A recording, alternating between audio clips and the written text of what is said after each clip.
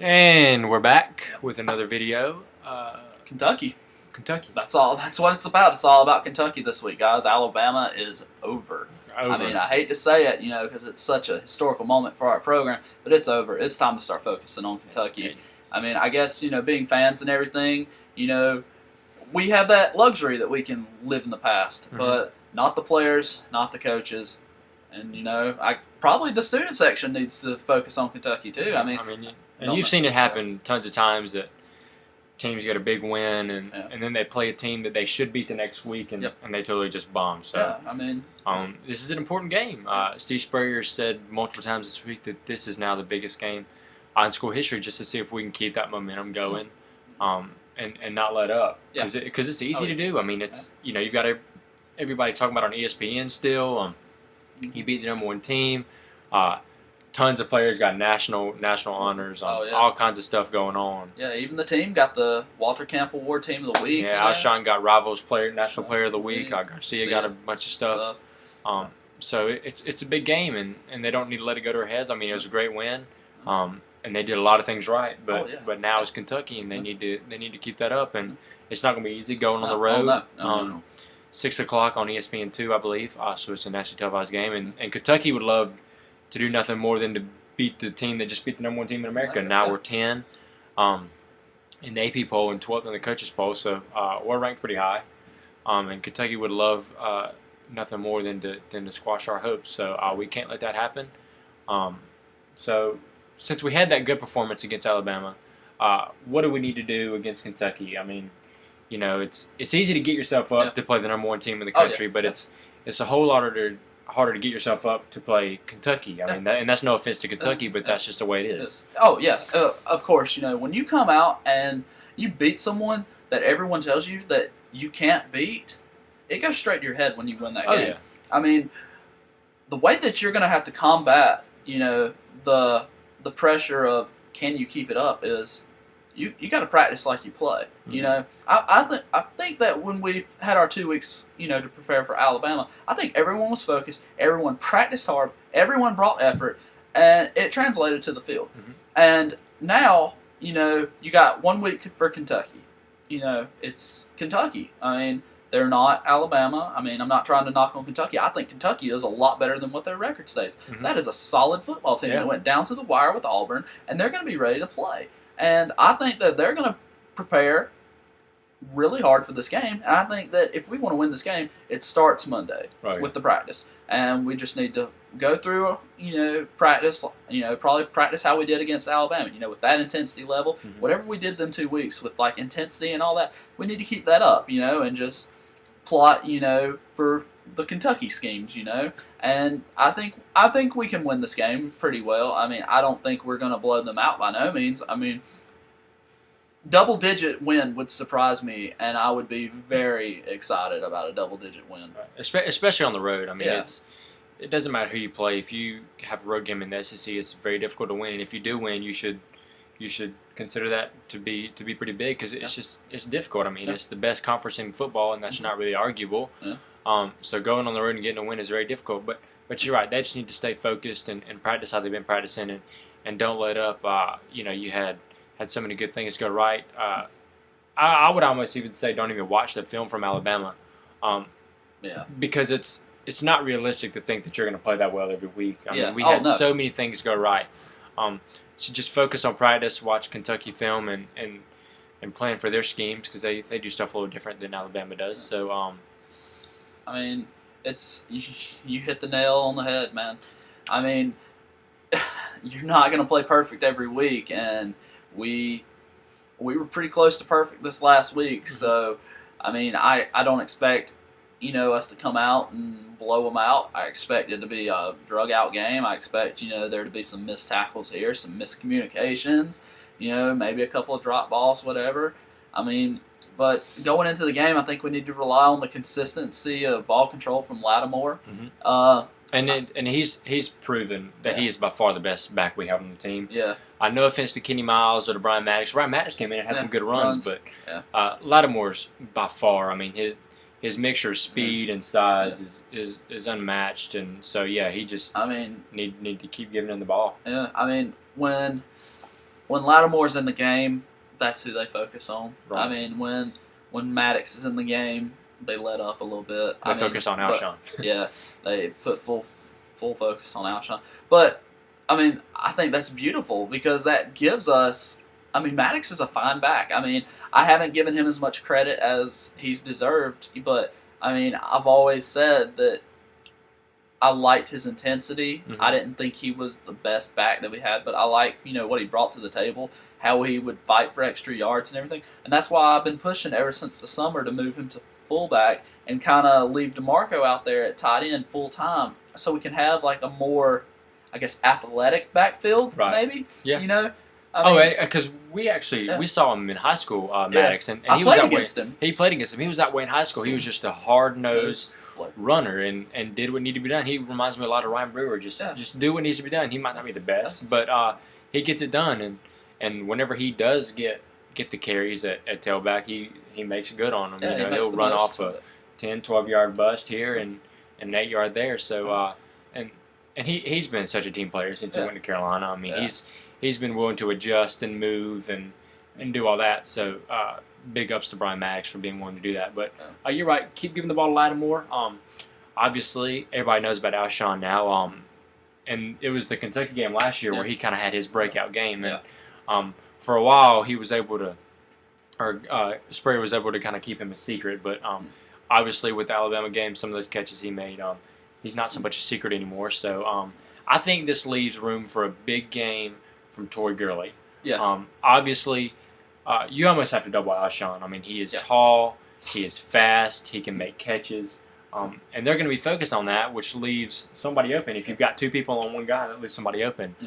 So I think this leaves room for Tory Gurley to get some catches, maybe Ace Sanders to get some catches. D.L. Moore. D.L. Moore. D.L. Moore is, I mean, he doesn't have, like the yards and nothing, but, he catches the ball. He makes catches. He makes the catches when it's thrown to him, and I mean... And that's all you can ask for. And that's the way you get playing time is when you play, make catches. And I think this also leaves room for some catches out of the backfield. Obviously, Lattimore had that catch for a touchdown, so I think they may try to spread the field out some and maybe try to utilize that. But I expect a big day from some wide receivers, maybe not necessarily Alshon, although I do think he'll get his catches because he's averaging almost 130 yards per game, leading the country, I believe. But I think that'll leave some room for some of the other guys to get some catches, like Gurley and D.L. Moore and some of those guys. So I expect to see a good offensive production to carry it on. My challenge this week is for Garcia. I want to see you play with confidence. I don't want you to come out and be cocky and think just because you beat Alabama with phenomenal stats. I mean, I have to admit, your stats are phenomenal against Alabama. And that one interception, that wasn't your fault. That doesn't really count. But now that we've, I've backed you ever since you've come to this program, and now that you've shown me what you can do, now my challenge for you is, can you do it every week? I'm not saying you have to throw for 200 yards and go 17 for 20. 17 for 20, but can you play mistake-free? That's all we're asking for you. You're not quite as a game manager as McElroy. I think you'd have to make more plays than him for our offense. Especially with his legs. Yeah, because we're more balanced, Right. So, so pretty much my challenge for you this week is, can you go into Kentucky, not turn the ball over, manage the game well, and hit the passes when we need them? Yeah. That's the challenge. The challenge. And every now and again, make a spectacular play, like on that fourth down play. Those are the plays that Garcia brings to the table that somebody like a McElroy doesn't. He does have the luxury of being able to use his legs, but just do not make the fatal mistake because we've seen it happen before. We've been Carolina fans all our lives. One thing goes wrong, especially in a road game, then you've got the crowd into it, and you just can't get out of that hole. So play mistake free. Turnover margin is huge in football. If you look at throughout the season, teams that have a turnover margin in their favor normally have a pretty good record. That's because it's so crucial. And penalties too. I think penalties are good. The offensive line did an awesome job against Alabama. I don't even know if they had a penalty against them. I don't remember. But if they did, it was very few.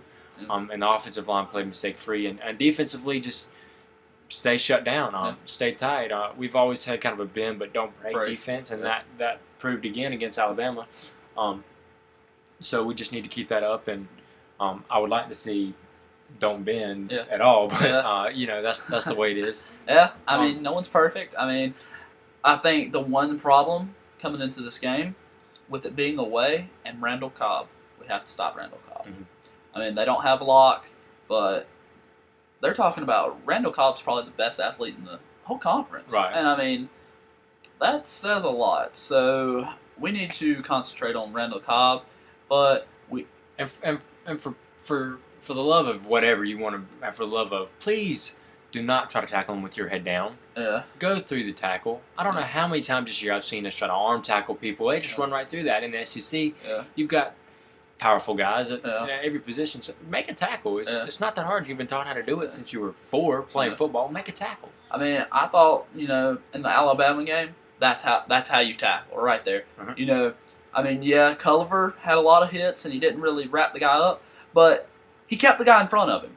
And I'm still kind of disappointed. There was that time where he hit Mark Ingram square in the chest and they both kind of bounced off each other a little bit, but he still made the play and gave the defense time to get over there and help him out. And the good thing is we have speed on defense. So if one person can at least get the first hit, even if he doesn't bring them down, we've got fast enough players that can get over there pretty quickly to keep the yards to a minimum. So make contact and hold on, and you're good. That is the key to defense, is make contact, hold on, let the rest of the defense get there, and clean them up. I mean, when I saw McElroy get sacked, I don't remember which sack it was because there was like 7 of them, but there was one where someone grabbed him and then 3 people jumped onto him while he was still up. 3 more people. I think it was the whole defensive line was on him. That was phenomenal. That's one of the best plays I've seen by the defensive line. Probably since like the Holtz years. Even. I mean, we definitely need to bring back the mentality that they had in the early '80s, the fire ant defense. I mean, it's just a swarming defense that just makes tackles. So, because I mean, defense, it's a team effort. That's what it is. One person's not going to make every tackle, and guess what? One person's not going to always make the tackle either. So you have to swarm to the ball. That's going to be the key. And my key to our offense this year, I mean, it's always been balance. That's what I'm saying. Balance, balance, balance. With the emergence of Lattimore, I mean, it just opens so much up because we can run the ball now. Right. I mean, we don't run for 100 yards a game, but guess what? We don't have to. Right. We run enough to keep them honest. Yeah. So that they can't just focus on the receivers and they can't just stack 8 in the box. We're definitely a balanced threat. So, do you have a prediction for us? What do you think? I mean, I know it's hard. I mean, obviously a road game, so generally they Vegas will give the home team 3 points just for being at home. But do you have a prediction? Maybe how you think the score's going to go?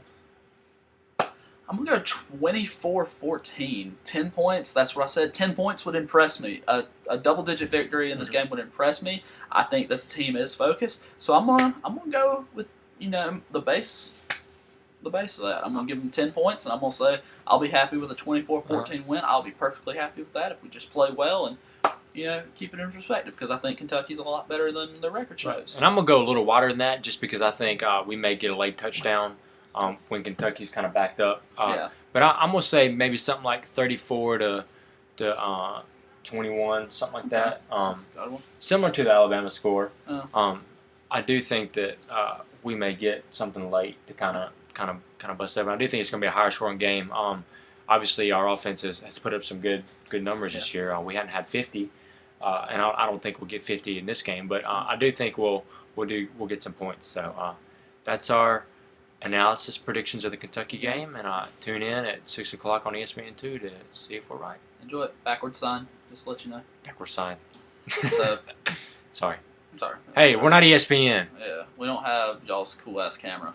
Oops, I don't know if I can say that on Family Network. You did. I did. Okay, I'm Nick Saban now. just cussing and then apologizing for it. Yeah, put the little bar over me. I mean, I'll just cuss on the show and then apologize for it later. And, people watch that and be like, he planned that the whole time, because that's pretty much the way it sounded from Saban. So, all right, y'all. We're rambling, so we're gonna finish this out. Y'all enjoy it. Thumbs up. thumbs up, peace, gun, whatever. Whatever you want to do with Keep it your hand. real. Follow me on Twitter, MySpace, Facebook, everything like that. Just message us on here, and I'll give you all that information. Later. And have a good one.